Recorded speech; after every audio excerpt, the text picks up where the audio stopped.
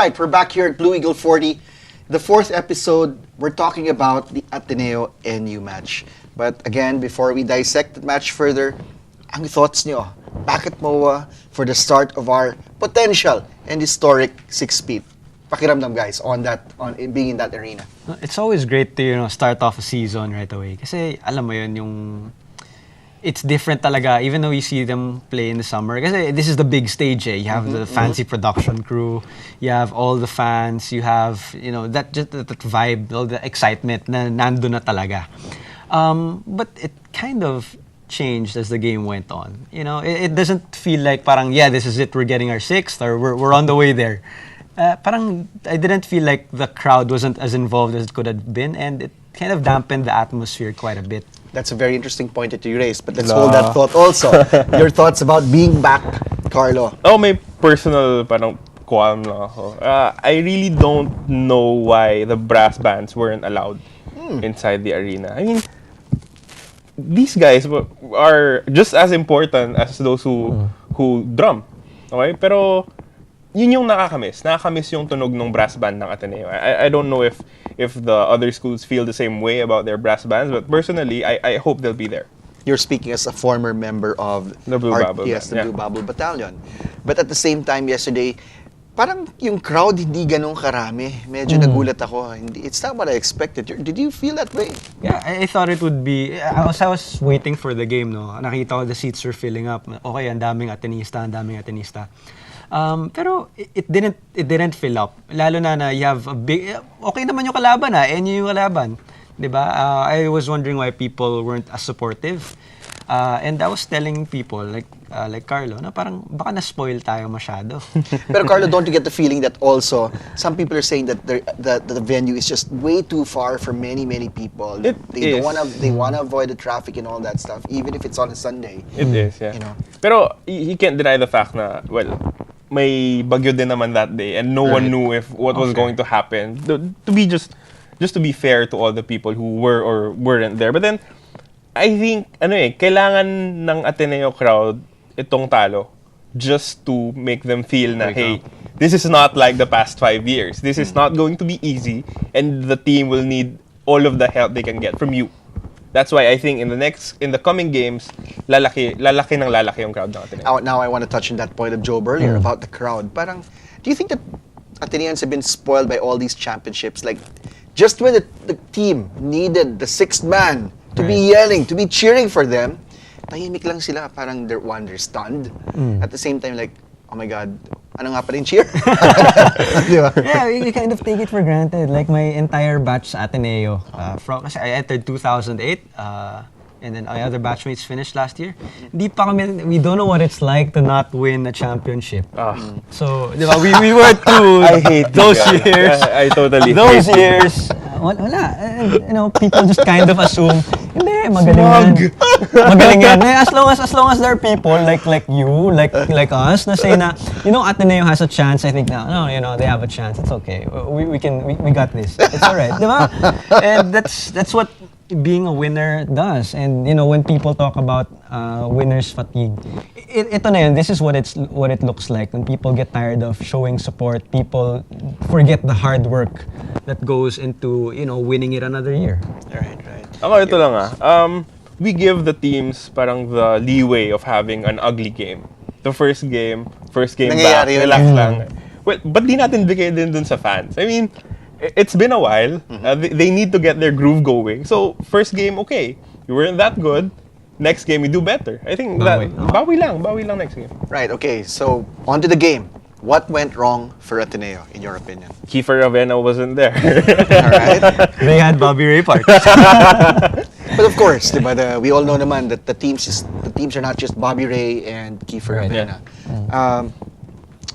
But Von Pascual was back in the starting lineup, pero medyo masama lang yung shooting ng team. In fact, I think for the first half, we were 3 for 32 from the perimeter. That's that's an astounding statistic because we're not one team to really jack up a lot of shots from the outside. Right. So right now, you can see iba yung composition ng team and the makeup and how we run. But your thoughts, guys? Don't you think that their zone gave us problems yesterday? I think Their zone, yes. Kasi that's what you try to force Ateneo into.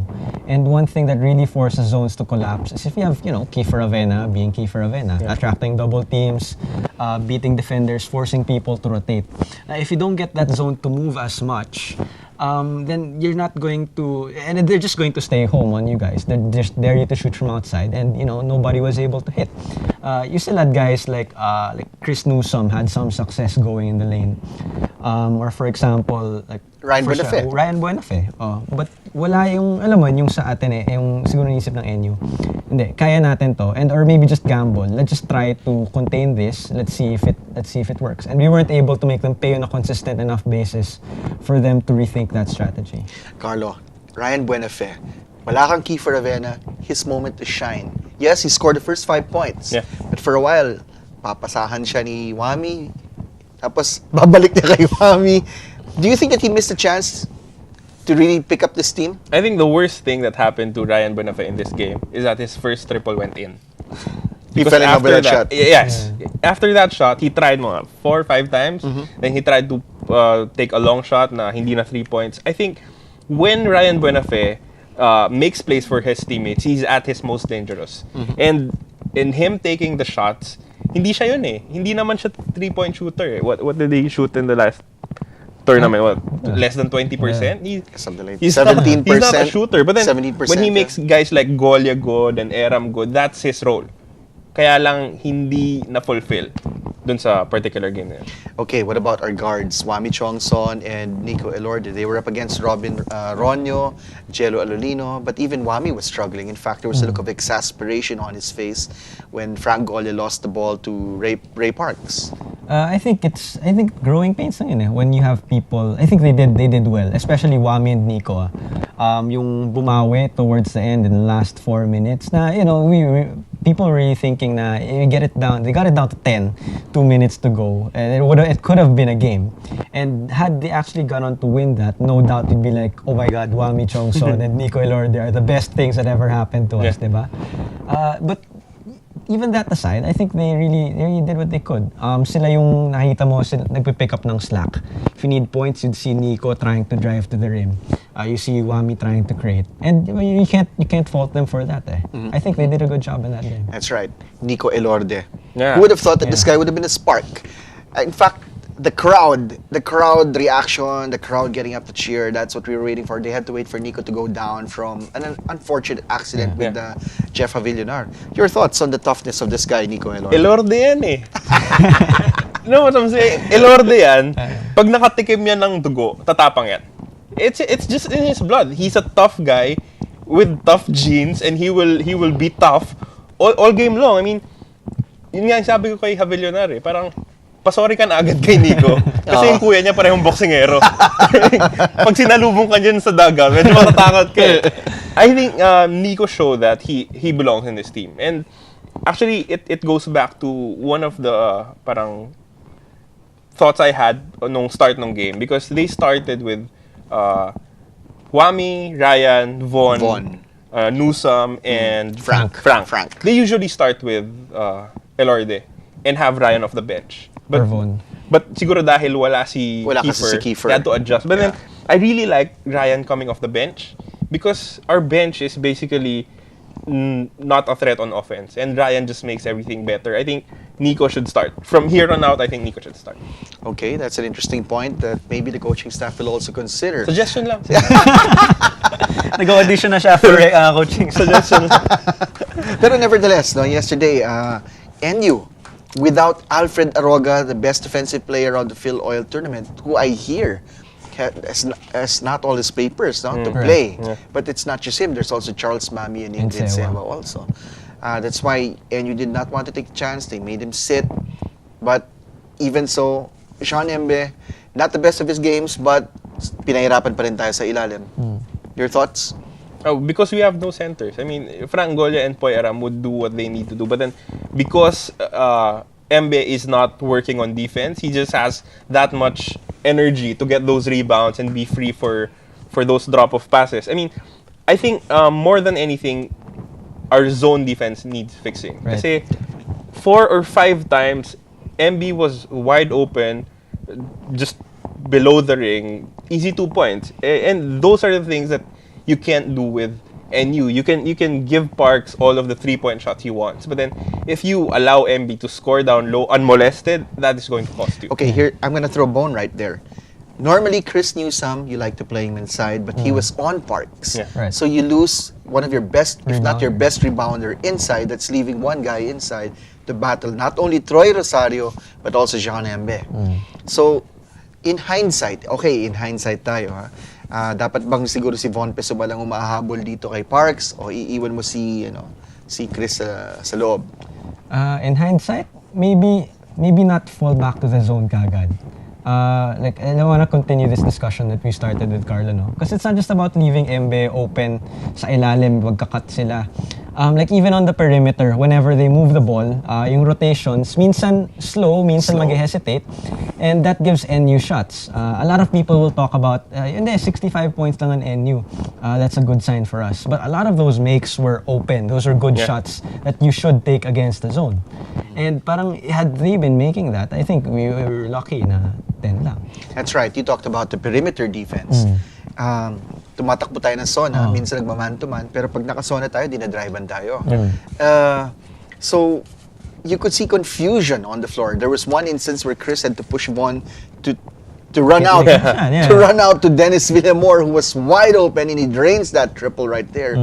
But again, first game naman, alam natin maraming pang-aayusin, no? But I just find a little strange lang, like, we're getting that from NU. They had 2 shooters on either side. Your thoughts on that one? They're a really dangerous team. I mean, Villar and Villamor, 2 big guys who can shoot. So, plus factor agad for that used to be Nico Salva for us. And we don't have it anymore. So, we know how important it is to have a stretch for like those guys.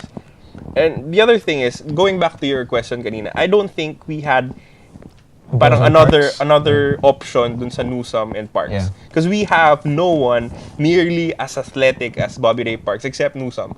So you just had to bite the bullet and just hope that he contains Parks, or that kung magmintis yung tira, may ibang rumebound para sa Ateneo. It just so happened na wala nga. Okay, with the Jiboy Babilona having a tough time also, and Gwyn Capascio trying his darn best, he was able to score, but he also had some turnovers. Dapat ba siguro binigyan ng chance si Ivan Enriquez also to help with those rebounds? Hugot kung hugot. I don't know, but maybe at this point, I could argue right now na hindi, okay lang. I'm not too familiar. I don't know. I haven't seen Ivan Enriquez play much, but siguro parang give these guys, like the guys are ahead of your rotation, some time to play. Like si Capascio and si Babilonia.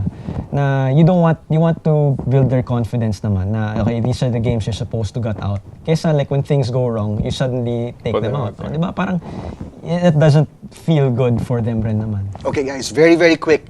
NU, no? Our last thoughts on that NU matchup. Well, what do we need to do? It's people need to show up. I mean, if you get a zone, if you have to find a way to break it down. If you can get Chris Newsome to do that more consistently, I'm not sure. If you get people like Von who are open for 3-pointers, di parang those shots just have to go in. I don't know what else we can expect kasi that's how people are going to defend us if Kiefer's not going to play. Kailangan talaga if kung ano yung adjustment na yun, you have to be able to follow through with it. Carlo, during the summer, when everyone is healthy, well, not everyone, it sounds odd because they were not healthy, but they had Ryan and Kiefer back then. No? Yeah. During the summer, playing very well. Marami kang options na dumadrive eh. Tatlo yun eh. All of a sudden, naiwan sa isa. I'm gonna ask you that question later on when we talk about FEU. But ito, against NU, did have Chris up front by the arc, trying to create and drive. Do you think mababasa na ng kalaban yan, especially teams like FU? I think mababasa nila kasi everyone saw how good Chris Newsome could be. Then, I think for Ateneo naman, hindi ka naman magre-rely on him to do that all game. It's just an aberration, as you've said, because Kiefer wasn't there and Ryan wasn't creating for everyone else. I think it's a good option to have that we have Newsome driving. It's a new thing for Ateneo because we haven't had anyone like that since si Kiefer Ravena lang talaga. Makukuha yan eh. Makukuha ng FU yan. Ang hindi niya nakuha, that dunk sana against Trey Oo Parks. nga, sayang eh. How big would that have been for Foul the yun team? eh. Foul yun, diba? Foul yun. Foul yun. Foul Foul ba talaga? Foul yun, foul yun. Yung buhok niya tinamaan. Anyway, this coming Wednesday, Ateneo plays FEU. FEU, we all know, won their first match against UE. Now they're up against us. And these guys, they felt parang Portland Trail Blazers yan dati pagkalaban ng Chicago. Feeling nila kontrapelo. Yeah. Now they feel they have a chance to knock us out. Your thoughts on this matchup on Wednesday? Let's start with you, Carlo. Nagulat ako when a lot of observers said that FEU wasn't going to make the Final Four. And they said it with so much conviction. I mean, UST was mentioned, NU was mentioned, Ateneo, LaSalle. Even UST, but nobody mentioned FEU. I was really surprised kasi this team is still largely intact. I mean, as long as you have Terence Romeo there, as long as you have R.R. Garcia there, you'd be a dangerous team. And then you go in and change the coaching staff. You have Coach Nash, who's a really good coach. Bakit hindi sila napapansin? That's why I was saying before the UE game that, hey, these guys are going to surprise you. And true enough, they did surprise UE, which was one of the favorites heading into the Pero hindi kaya season. kasi Carlo that during the summer they were struggling with that new system. That's why people were saying siguro hindi magra-rank tong FEU. Iba rin eh. I think you have to give Coach Nash the benefit of the doubt that he was just, trying to select which cards he wants to play with. Now that he figured it out, ito na eh, game na eh. And I really like how Coach Nash did with the team, na yung binisita nila yung mga hometowns ng kanya-kanyang players. So they have this bond. I think that's something missing sa FU from the past year because you know that FU will always be talented. I mean, they have one of the best recruitment programs in the UAAP and they get all this talent from the provinces and whatnot. But then you don't really feel that they're a team or a family even. Now that they did it, I think they're just that much better. That's why, personally, I think that they're a shoe-in for the Final Four. Alright, Joe. Anong kailangan gawin ng Ateneo against FU? Kasi baka hindi pa pwede si Kiefer also this Wednesday. We have to prepare for that eventuality. Your thoughts on that? I think it's going to be a challenge. Like what Carlos said, Coach Nash was just selecting his cards during the preseason. You have guys who are getting extended burn, although normally they wouldn't, diba? So, parang UST, parang Adamson, medyo may iniipit, may tinatago.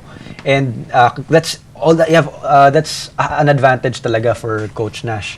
Unlike Ateneo, na kahit sabihin na medyo we're giving some guys more burn in the preseason, like to guys like Anton Asistio, or maybe Vince Tolentino played more minutes, it's really not that hard to figure out kasi everything and everything begins and ends with Kiefer.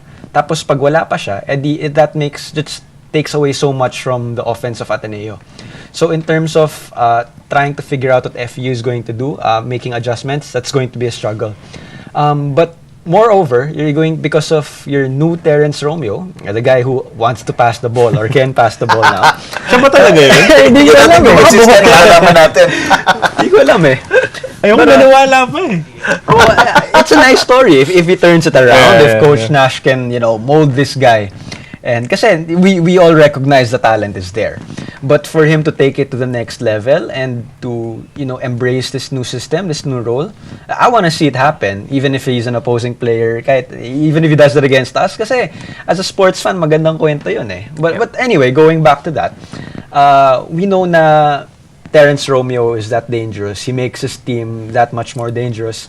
So you have to pick your poison. Do you let this guy get his numbers and deny his teammates?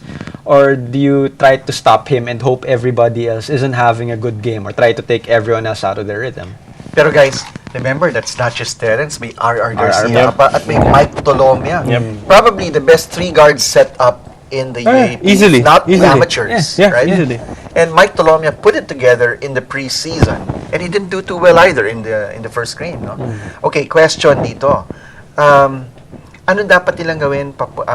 Isosona ba nila? Man-to-man ba nila? In your opinion, anong dapat gawin? It's hard to say because we haven't seen the Ateneo zone effective. It was just a complete mess against NU.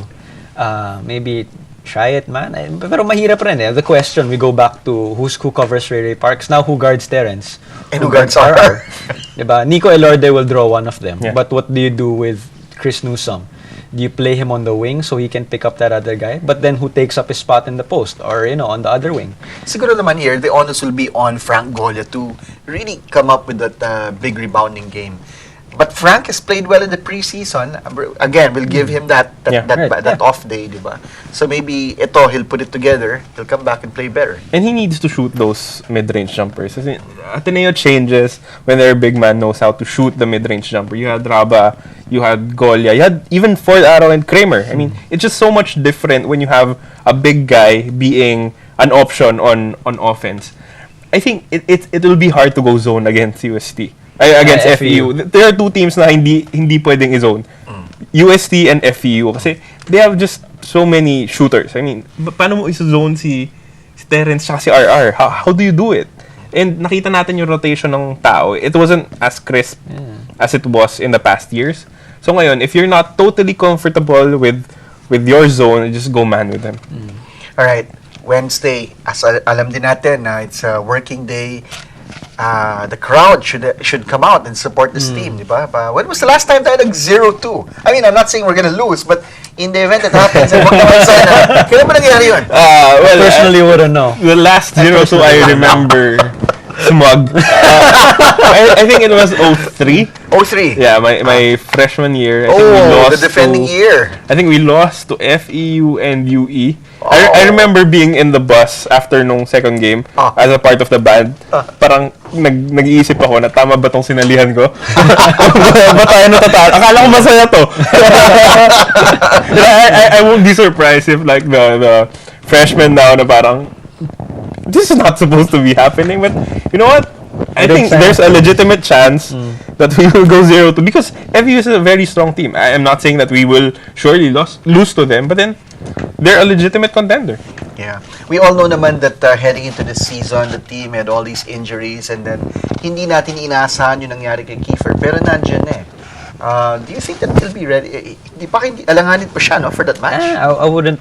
Gusto ko mag-assume na wala eh. Mas maganda nang hindi. I'd rather parang so that if you have lowered expectations and you put more responsibility on everybody else, diba? Don't rely on those what if or can this happen. Personally, I don't think so. I saw him still favoring a leg after that NU game. I don't know how fast he heals, but you know, same thing. Don't rush it. Kapain mo. Speaking of healing, Von Pesumal was available for the first match. He had some open looks, but parang he was rushing his shot. But I think naman that come FU, mas relax na konti itong team na to, di ba? Medyo may tama na eh. Pero kailangan nating parang isipin na Pesumal, Capascio, these guys aren't used to playing long minutes. Exactly. On this stage. I mean, Phil Oil and other competitions, or even the juniors, they have. Nakalaro sila eh. Pero pag Mo Arena against NU, first game of the season, nakabahan ka rin eh. And I'm not blaming them for feeling that way.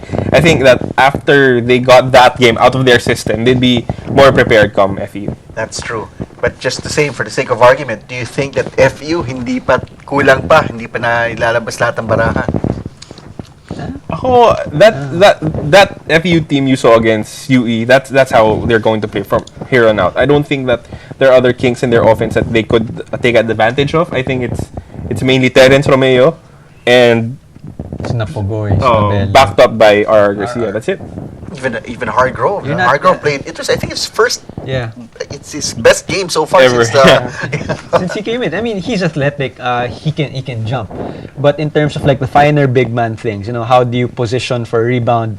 How do you contest shots? The whole package. How do you even? Kasi like what Carlo said, he's not one of the low post threats. Rin naman in the UAP. So siguro in terms of front court, we can call it a wash. Okay lang ako. I'm not really factoring him in the equation, but like what he said, we know what he's capable of.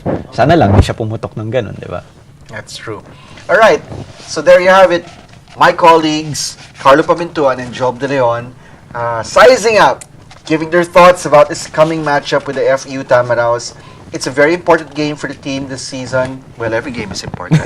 Sure. So, we urge everyone to come out. I know it's a Wednesday. Kahit malayo, kahit working day. Carpool. Kailangan kayo ng MRT, team. tara. Supportahan natin. And let's cheer for this team. They need it. They're gonna need that lift from the sixth man. So guys, thank you very much for for appearing on the show. We hope that you enjoyed it, and we hope to see you back soon. Sure. Love to be back here. whenever. Great. This is great. This has been great. All right, so we hope that you enjoyed the this episode of Blue Eagle 40, pero wag muna kayo alis because after this, we're gonna be talking to William Mallari of the Loyola Bookstore. So keep it right here at Blue Eagle 40.